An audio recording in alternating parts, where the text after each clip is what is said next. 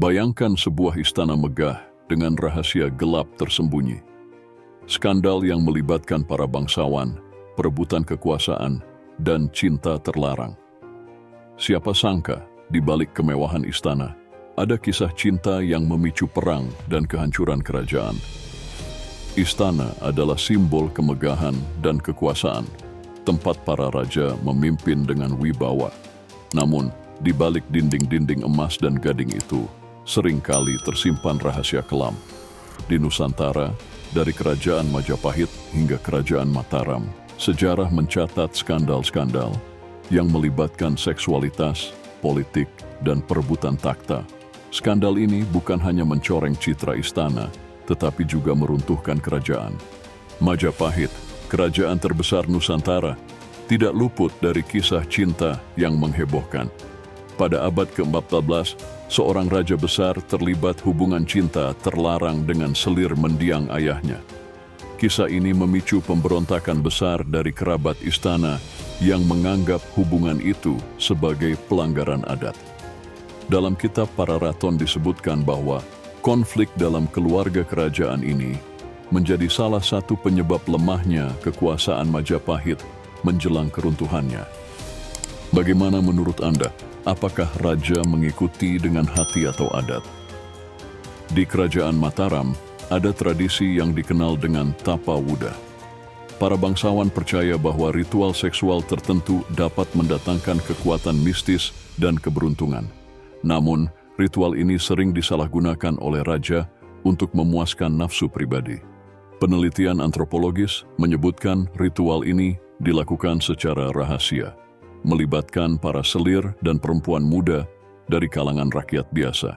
Bayangkan gadis-gadis muda penuh ketakutan dipaksa menjalani ritual ini demi kehormatan raja. Menurut Anda, apakah tradisi ini dapat dibenarkan dalam konteks sejarah? Di Sulawesi, kerajaan Gowa juga mencatat skandal besar. Seorang raja memiliki lebih dari 30 selir. Namun, salah satu selir yang paling cantik dicintai oleh seorang pangeran muda. Hubungan ini diketahui oleh raja, yang kemudian menghukum keduanya dengan cara yang tragis. Catatan sejarah Sulawesi menyebutkan bahwa kejadian ini menyebabkan perang saudara di dalam kerajaan. Bayangkan cinta sejati yang harus berakhir dengan kematian hanya karena kekuasaan raja yang absolut. Apakah cinta sejati layak diperjuangkan meski melawan hukum kerajaan? Harem bukan hanya tempat raja memuaskan hasrat, tetapi juga menjadi arena politik berbahaya. Di kerajaan-kerajaan Nusantara, para selir sering memperebutkan posisi untuk menjadi istri utama. Salah satu kisah paling mencolok terjadi di kerajaan Bali. Seorang selir yang berambisi pernah meracuni istri utama raja demi mendapatkan kedudukan lebih tinggi.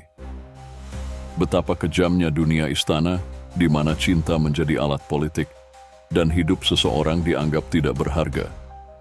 Apa pendapat Anda tentang ambisi yang membutakan hati ini? Banyak keputusan penting dalam sejarah kerajaan Nusantara dipengaruhi oleh hubungan pribadi raja.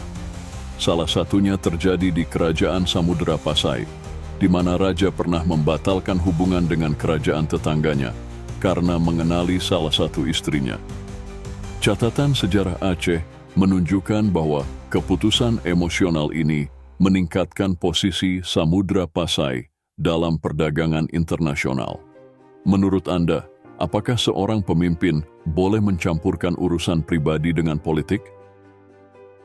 Skandal-skandal di istana tidak hanya mencoreng nama raja dan keluarganya, tetapi juga membawa kehancuran. Banyak kerajaan besar Nusantara yang runtuh bukan karena serangan musuh, tetapi karena konflik internal yang dipicu oleh skandal semacam ini. Keruntuhan Majapahit dan Mataram, misalnya, tak lepas dari lemahnya moralitas dalam kepemimpinan mereka. Seandainya para raja lebih bijaksana, mungkin Nusantara akan memiliki sejarah yang lebih gemilang. Sejarah tidak hanya menceritakan kemenangan dan kejayaan, tetapi juga kesalahan dan kehancuran. Skandal-skandal di istana kerajaan Nusantara mengajarkan kita tentang bahaya menyalahgunakan kekuasaan. Jika Anda menyukai kisah-kisah seperti ini, jangan lupa like, share, dan subscribe. Apa skandal kerajaan Nusantara yang paling mengejutkan bagi Anda? Tulis di kolom komentar.